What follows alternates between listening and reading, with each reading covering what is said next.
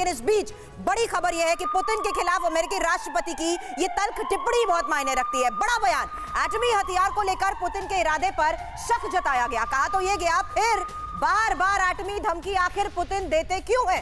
Putin ने एटमी हथियार का इस्तेमाल ना करने की बात तो कह दी है, लेकिन कई बड़े सवाल इस बीच ये है कि आखिर इस युद्ध के हालात में रूस किस रणनीति के तहत अगला कदम उठाएगा। बिल्कुल सुरभि, और महत्वपूर्ण ये भी है कि किस तरीके से पुतिन की तरफ से आखिरकार बयान सामने आता है। और ये ऐसा नहीं कह सकते हैं कि छुपा हुआ बयान है, क्योंकि सामने मीडिया के आकर उन्होंने ये बात कही। अब तक कुल मिलाकर जो तस्वीरें सामने आ रही थी, जो बयान सामने आ रहे थे, उसमें ये साफ कर दिया गया था कि पुतिन प्लान कर चुके हैं, न्यूक्लियर वेपन का इस्तेमाल वो करने वाले हैं और इसी को लेकर रशिया में तैयारी जोर शोर से हो रही है। लेकिन खुद राष्ट्रपति व्लादिमीर पुतिन सामने आते हैं और कहते हैं कि भाई हम हथियारों का इस्तेमाल नहीं करने वाले हैं। लेकिन कुल मिलाकर अब जो पुतिन और बाइडेन के बीच एटमी हथियारों को लेकर जिस तरीके से जुबानी जंग, ये 17 साल से प्रोविजन स्टोर चला रहे थे और हर दिन 8 से 9 हजार का बिजनेस करते थे। अचानक से ये दोगुना हो गया। जानना चाहते हो कैसे? तो फ्रीडम ऐप को अभी डाउनलोड करें। चल रही है उसे समझना बेहद जरूरी है और बिग वॉल के जरिए पूरी जानकारी आपके सामने।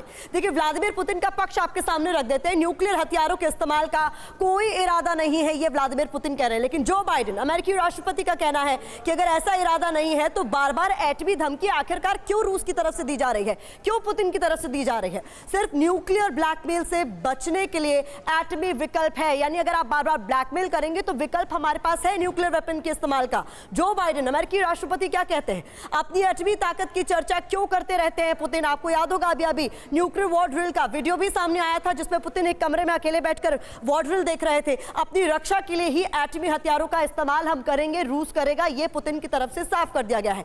जो बाइडेन का क्या कहना है? पुतिन बहुत खतरनाक दिशा में आगे बढ़ रहे हैं और अगर न्यूक्लियर वेपन का इस्तेमाल होता है तो बहुत ज्यादा विध्वंसक नतीजे देखने को मिलेंगे। अमेरिकी इशारे पर डर्टी बॉम्ब की साजिश रच रहा है यूक्रेन, तो इसमें अमेरिका का इन्वॉल्वमेंट रशिया की तरफ से साफ कर दिया गया है। पुतिन डर्टी बॉम्ब की आड़ में एटमी हमले का बहाना ढूंढ रहे हैं। तो कुल मिलाकर बहाने बनाए जा रहे हैं, इस तरीके की बातें कही जा रही है। चंदन साहब, आपका मैं रुख करना चाहूंगी। जिस तरीके से यहां पर छन छन कर खबरें सामने आ रही हैं, शुरुआत में कहा जा रहा था कि वेस्टर्न मीडिया का प्रोपेगेंडा है, खबरें वही बाहर आ रही हैं जो चाहते हैं दूसरे देश की बाहर आए। कुल मिलाकर विलन के रूप में हमेशा से पुतिन देखेगा, लेकिन अब पुतिन का सामने आना और कहना कि भाई हम केवल विकल्प के तौर पर परमाणु हथियार इस्तेमाल करेंगे, पहला अटैक रशिया नहीं करेगा। आपने बिल्कुल सही बोला। ये जो परमाणु हथियारों का एक्सरसाइज की गई, पहले तो नाटो ने इसका एक्सरसाइज कैरी आउट किया और जो रशिया का इसका रिस्पांस था वो भी एक पोस्चरिंग थी कि यदि आप परमाणु हथियार इस्तेमाल करने के लिए तैयारी कर रहे हैं तो रशिया भी पीछे नहीं है। जैसे कि बाकी मेरे पैनलिस्ट ने बोला है, न्यूक्लियर वॉरफेयर इस टाइम पे बिल्कुल भी इम्पॉसिबल है। परंतु अगर आप थोड़ा हिस्ट्री में जाएं तो जब फरवरी 2022 के अंदर ये बात चल रही थी कि शायद यूक्रेन पे रशिया हमला करेगा, सब थिंक टैंक्स के बरखिलाफ पुतिन ने ये एक स्टेप उठाया और यूक्रेन पे हमला कर दिया।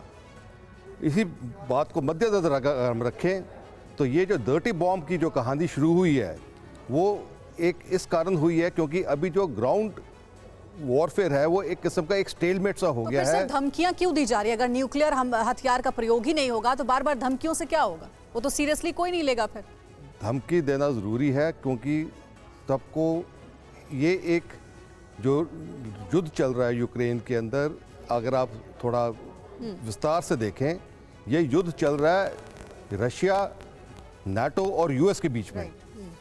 यूक्रेन तो एक बहाना बन गया है और जो भी पोस्चरिंग हो रही है वो एक दूसरे के ऊपर प्रेशर डालने की हो रही है कि आप एक कदम पीछे लीजिए, नहीं तो हम ये कार्रवाई करेंगे।